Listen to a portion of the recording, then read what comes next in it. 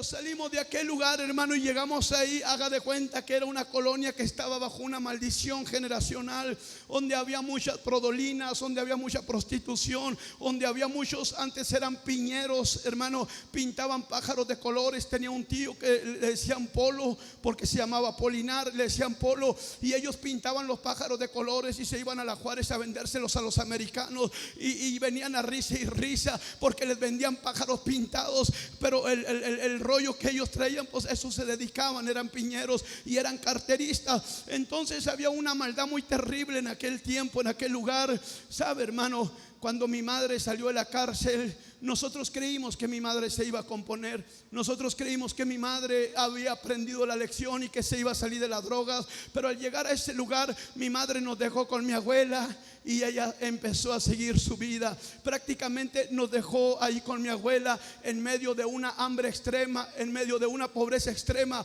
donde no había dinero, donde no había comida, donde solamente había tristeza, donde solamente había soledad, donde no había alguien que se levantara por la familia y dijera: hoy las cosas van a ser diferentes, sino que todo apuntaba hacia el fracaso, todo apuntaba, amado, hacia la tristeza y hacia la soledad. Y ahí nos quedamos esperando a que regresara mi madre. Pasaban días, pasaban semanas, meses y mi madre no regresaba. Nosotros empezamos a salir a buscar comida, a buscar dinero. Empezamos a robar a corta edad para traer comida a la casa. ¿Sabe, hermano? Cuando yo tenía 16 años de edad, la primera vez me juzgan por el récord criminal que había en mi familia y me dan, hermano, 6 meses de prisión por robo de auto, y me mandan al Cerezo, aunque era de una manera anticonstitucional porque era un menor de 16 años. Me mandan al Cerezo, pero antes de mandarme, me mete la juez doctora a la oficina y me dice: mira, gato, te vamos a mandar al Cerezo para que escarmientes, para que agarres la onda, porque vemos que tú estás muy mal. Y cuando me mandan hacia aquel lugar, hermano, juzgado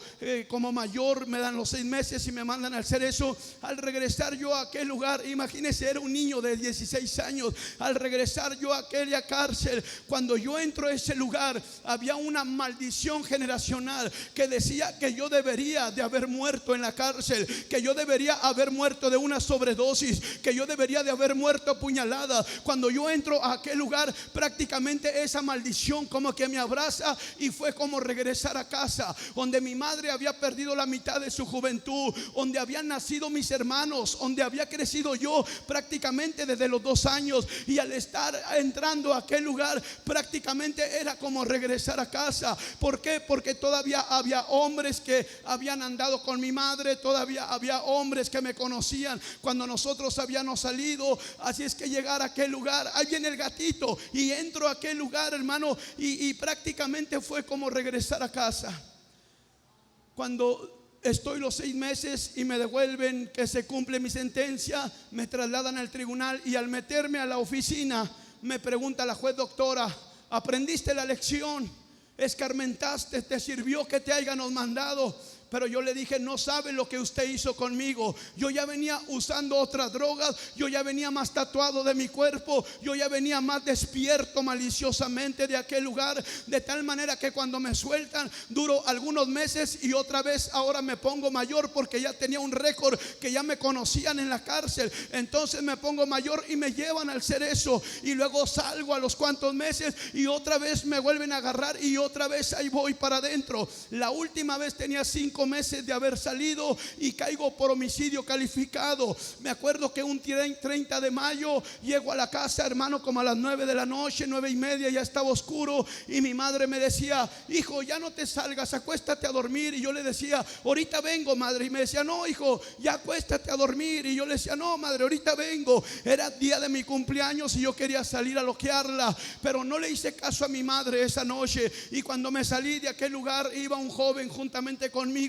un joven que me quería quitar la vida a mí, o yo se la iba a quitar a él. Estábamos en esa. El primero que se le dormía era el que se iba a morir, pero él no sabía que cuando yo fui a la casa saqué un cuchillo que había sacado de la cárcel la última vez que había salido. Saco una grabadora y empezamos a caminar. Nos perdemos en la oscuridad, y a media cuadra me encuentro en unas tapias, y cuando estoy haciendo de la pipí, veo a través de la sombra que este joven viene a quererme agarrar del cuello por atrás, y lo único que yo hice fue sacar el cuchillo y darme media vuelta, y cuando le doy la puñalada le traspasa hasta el pulmón y cae tirado. Pero yo sabía que si él se levantaba, él me podía matar a mí, y me subo arriba de él y lo empiezo a puñalear, y yo empiezo a oír como borbotones salían de él, y ya no podía hablar, solamente como que gruñía. Y cuando estaba tirado yo le echaba la culpa y le decía: ya ves, por tu culpa, y le quité la ropa para que supuestamente no salieran mis huellas. Empecé a arrastrarlo hacia aquellas tapias, una área donde estaban construyendo un baño en una propiedad, una construcción, y empecé a quitar los bloques y a quebrárselos en su cabeza. Le quebré como 15 bloques para mi vergüenza, decía yo, para que no lo conozcan. Al siguiente día, esa noche, amado, que le quito la vida a ese joven, yo estoy todo salpicado de sangre por los bloques que le había quebrado, y yo quería regresar a la casa, pero yo decía: si regreso a la casa me van a mirar cómo ando y va a ser fuerte la impresión, y en peligro hasta, ¿verdad?, mi misma madre caiga muerta donde yo estaba bañado en sangre. Pero me quito la camisa y empiezo a perderme en la oscuridad. Me voy de la ciudad, amado, y por 6 meses anduve vagando como un loco.